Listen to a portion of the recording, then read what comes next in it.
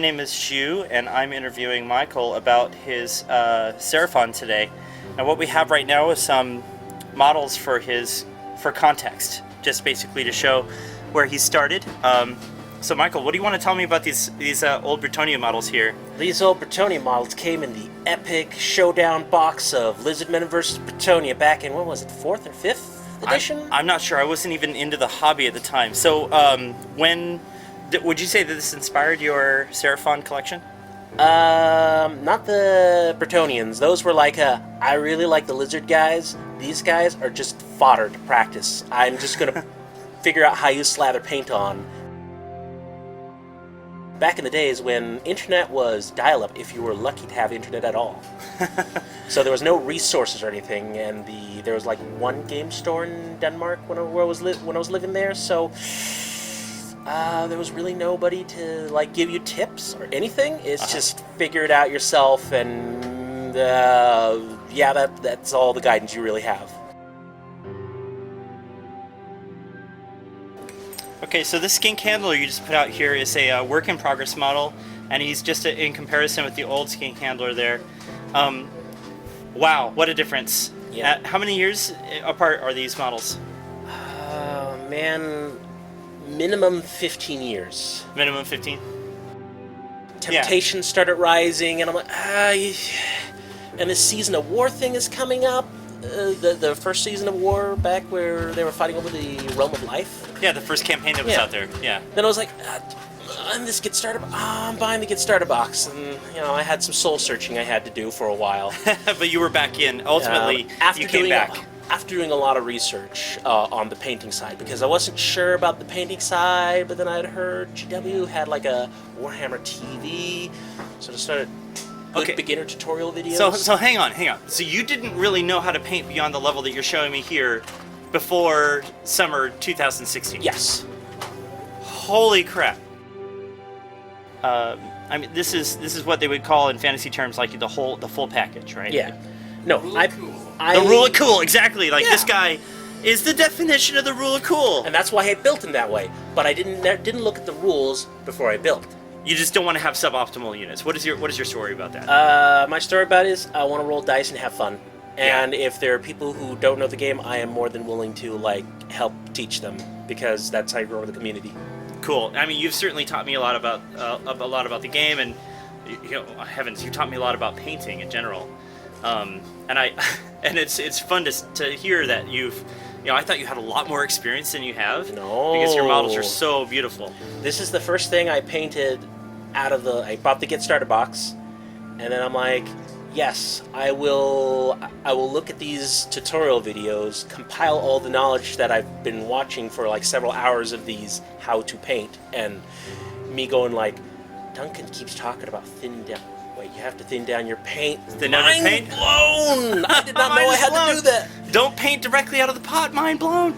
Okay, so hang on a sec. There's no airbrush on this model, right? No, it's just washes and dry brushing, because I wasn't sure how to do scales, but there had been all these videos on how to dry brush stuff. Yeah.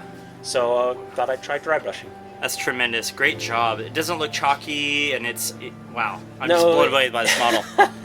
It is chalky in a lot of spots. Tell me about the Troglodyte real quick. What piece of advice would you give to a new player who's about to build this model about the Troglodyte? What do they need to know before they start building it? So the necklace, if it's not going on one way, you're putting it on the wrong way, and don't try to force and jam it in like I did, because then the model won't fit on properly, and you just kind of, because I ended up putting the necklace on backwards, not knowing it until I was painting.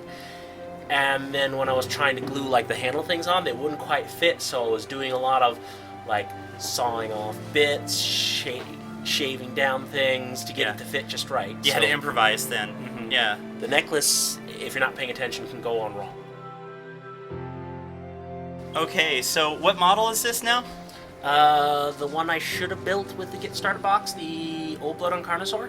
Old Blood on Carnosaur. Now this is just this model is what inspired me to do this interview with you, is because this is stunning. I mean, really, good job. Holy moly. Well, in my mind, I'm somewhat happy with it. There's some million mistakes I could nitpick all day, but all in all, I'm generally happy with it, which is saying a lot for me. This is an example of now as a mini painter myself, I get really picky about model design, and this model, let's just be honest about it, has some detail density issues. Yeah, it does. More specifically, this model is so detail dense. There's so many scales and little tiles and little places to paint that in order to paint this model and have it be distinctive on the tabletop so you can tell where it begins and ends, it's kind of difficult for most painters. And you've done a really good job of breaking out the metals, and you put the orange on the top of the green, you added these stripes to it, and you've really given, the underside of it is actually pale, like reptiles are actually kind of, how they actually look in nature. So what is your thought process on how you set that up? I don't know color theory very well, but I mean, I can use a color theory tool that kind of does the math for you. Sure. And then I try to like put things together that I like, and then maybe even look at, and this is the easiest things you can do with lizardmen, look up actual pictures of frogs, newts, reptiles, and even pictures of dinosaurs that people have made. Okay, so you pulled the inspiration from nature, you pulled inspiration from... Actually, I'm going to let you in on the secret. Art. I pulled inspiration from He-Man. He-Man? Wait. Battle Cat's colors is orange and green. Oh my gosh, you're right! Oh my god, that's the best thing ever! Yes. So this is no longer Cringer, this is full-on Battle Cat mode. Yeah. He is ready to get out there and kill Skeletor right in the face. That was the inspiration for that color scheme. Oh my gosh! Okay, so let me just take a second to point out to anybody watching that you've applied a technique here, which I've seen a couple people do. Jack did this on his Demonettes, where you just basically take a flat area, basically flat surface, and you put a single dot of a contrast color in there. And while in terms of technical ability, yes, you have to have a steady hand to put little dots down. I don't have a steady hand. But what you've done here is that you've improved the composition of the model overall by adding that spectrum of kind of visual noise that in a way enhances the green. So what was your thought process for putting the dots on? Scales are glossy naturally, especially when they are bigger surfaces. So light's going to shoot down on it, and there's going to be a speckle highlight. Nice. Where the light hits the scale of the glossiest part, and then the spectrum of white will show. Yeah. And what about the Carnosaur? What would you say, if I'm going to build a Carnosaur tomorrow, what did you learn by painting your Carnosaur, other than the technique you've told us about your paint? What would you say about the Carnosaur if I was going to build it tomorrow or start Seraphon? What do I need to know as a new player? So the legs. Paint the legs and the underbelly first, and then glue them on, and then touch up the paint job, because it blocks everything. Like, you can't get your brush in there properly. Gotcha. So there's a lot of sub-assembly you would suggest. Yes, I did sub-assembly, but I didn't realize the legs were going to be as big of an issue as they were. Gotcha. Because I'm not just dry brushing. The dinosaur fin is kind of a cool thing, isn't it? Yeah. Whereas, like, with the new Salamander, they kind of reduced the fin a lot, and that made me a little sad, but overall, I think the model's better. So all that is just regular layering, and then being very careful with the layering. This model is a what now? Stegodon, even though technically it's a Triceratops, let's be honest. Let's not mess around. I had that book when I was a kid. And you haven't done the base on this, of course, but there's still a lot worth talking about here. Yep. So tell me what you learned about building this model. Again, still learning a lot about layering.